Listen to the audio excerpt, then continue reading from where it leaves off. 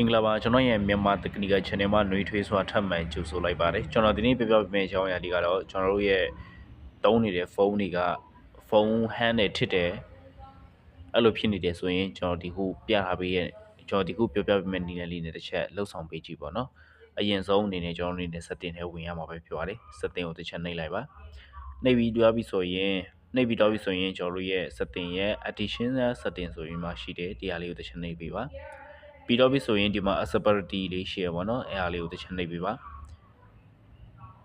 ဒီမှာဆိုရင် vision ရှိရပါတော့ vision ကိုတစ်ချက်နှိပ်ပေး